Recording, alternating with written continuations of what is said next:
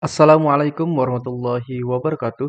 Adik-adik, pada video kali ini saya akan memberikan kunci jawaban di tema 8, kelas 4, subtema 3, pembelajaran 1, halaman 126, 128, 129, 130, 131, 132. Baik, langsung saja kita jawab di halaman 126. Ayo berdiskusi. Amatilah peristiwa di lingkunganmu yang berkaitan dengan hubungan antara gaya dan gerak. Tuliskan hasil pengamatanmu pada kotak berikut. Baik, di sini kamu tuliskan nama kamu, kemudian di sini kelas 4, kemudian kamu tulis alamatmu. Nah, objek yang kita akan amati adalah, atau peristiwa yang akan kita amati yaitu mendorong meja. Peristiwa yang diamati adalah mendorong meja. Hasil pengamatan berupa hubungan gaya dan gerak sesuai peristiwa. Nah, karena peristiwa yang kita amati adalah tentang mendorong meja, berarti kita akan menuliskan hasil pengamatan kita tentang hubungan gaya dan gerak pada peristiwa mendorong meja. Oke, gaya pada peristiwa mendorong meja menggunakan gaya dorong.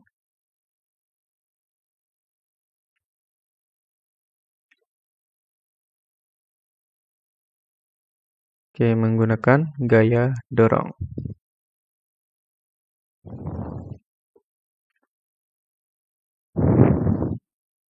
Gaya yang diberikan pada meja dapat menjadikan meja bergerak. Ini berarti gaya dapat mempengaruhi benda yang diam menjadi bergerak. Itu merupakan hasil pengamatan kita mengenai hubungan gaya dan gerak pada peristiwa mendorong meja. Berikutnya kita akan jawab di halaman 128. Ayo berlatih. Berdasarkan bacaan cerita angsa dan telur emas di atas, jawablah pertanyaan-pertanyaan berikut. Pertanyaan nomor 1. Apa inti dari teks bacaan cerita tersebut? Inti dari cerita tentang seorang petani yang memiliki angsa istimewa. Angsa tersebut dapat bertelur emas. Petani ingin angsanya banyak bertelur supaya ia cepat kaya. Namun kekayaan yang diraih petani itu tidak membuatnya lebih bersyukur dan serakah.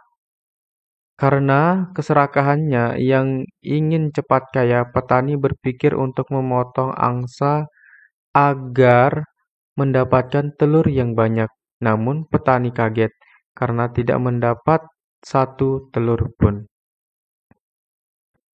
Kemudian kita lanjut ke halaman 128. Soal nomor 2. Siapakah tokoh utama dalam cerita tersebut? Tokoh utama dalam cerita adalah petani. Soal ketiga, bagaimanakah tokoh yang dimiliki tokoh utama? Bagaimanakah sikap ya? Sikap yang dimiliki petani yaitu tidak bersyukur dan serakah.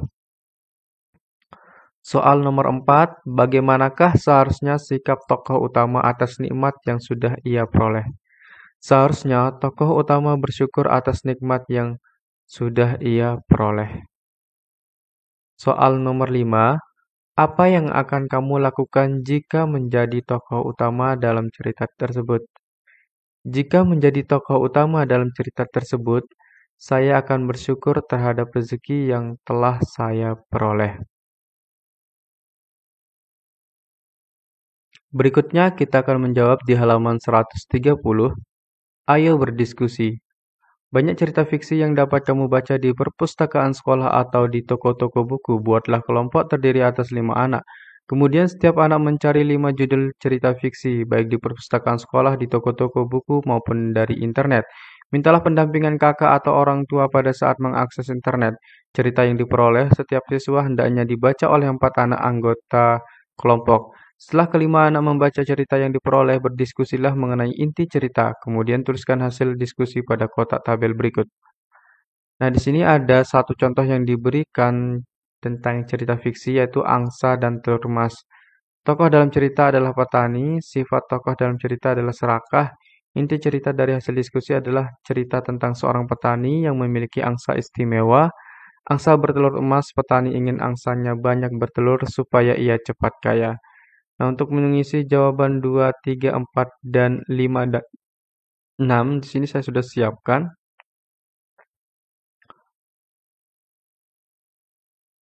Untuk nomor 2, cerita fiksi Malin Kundang. Tokoh dalam cerita adalah Malin Kundang, ibu dan istri Malin Kundang. Sifat tokoh dalam cerita adalah baik, sabar, penyayang, angkuh, pemarah. Inti cerita dari hasil diskusi adalah cerita tentang Malin Kundang yang dikutuk jadi batu ketika durhaka kepada ibunya. Kita tidak boleh durhaka kepada orang tua, kita harus selalu menyayanginya. Untuk yang ketiga, Keong Mas. Kertamarta, Inu Kertapati, Chandra Kirana, Galuh Ajeng, Dewi Sekar, penyihir nenek. Kertamarta orangnya bijaksana, Inu Kertapati baik, Chandra cerdas, suka menolong, baik hati, jahat, kejam, rajin. Cerita rakyat Keong Mas berasal dari daerah Jawa Timur, menceritakan tentang seorang putri raja Daha, Chandra Kirana, yang dikutuk oleh nenek penyihir jahat menjadi seekor keong emas. Kemudian cerita yang keempat adalah Roro Jonggrang. Tokohnya ada Roro Jonggrang, Bandung Bondowoso, Raja Prambanan, Raja Pengging. Sifatnya sopan santun, ingkar janji, gagah, sakti, arogan, sombong, kejam, pendendam. Cerita tentang Roro Jonggrang yang mendapat kutukan menjadi patung dari Bandung Bondowoso sebab Roro Jonggrang melanggar janjinya. Soal kelima, Kancil dan Siput. Kancil Siput, sombong, cerdik, cerdas, jujur. Cerita tentang sikap sombong Kancil. Dari kesombongan si Kancil muncullah rasa tidak terima sang siput yang merasa direndahkan. Kemudian yang keenam, asal-usul burung cendrawasih. Kueya, ibu dan adik-adik tirinya. Sabar, baik hati, dengki. Cerita tentang Kueya dan ibunya yang berubah menjadi burung cendrawasih. Sekarang kita jawab di halaman 131, ayo renungkan. Kamu telah mempelajari hubungan gaya dan gerak. Apakah gaya dan gerak benda penting bagi kehidupanmu? Coba kamu renungkan dan beri alasan atas hasil renunganmu. Tuliskan hasil renungan beserta alasannya dalam bentuk kolom seperti berikut. Hasil renungan. Gaya dan gerak sangat penting bagi kehidupan, karena gaya dan gerak dapat membantu kita dalam melakukan kegiatan, misalkan mendorong meja. Kemudian berikutnya di halaman 132. Kita di 132 ini diminta untuk menuliskan contoh gaya otot. Contoh gaya otot yaitu menendang bola, bersepeda, mengangkat barang, mendorong meja, menarik kursi.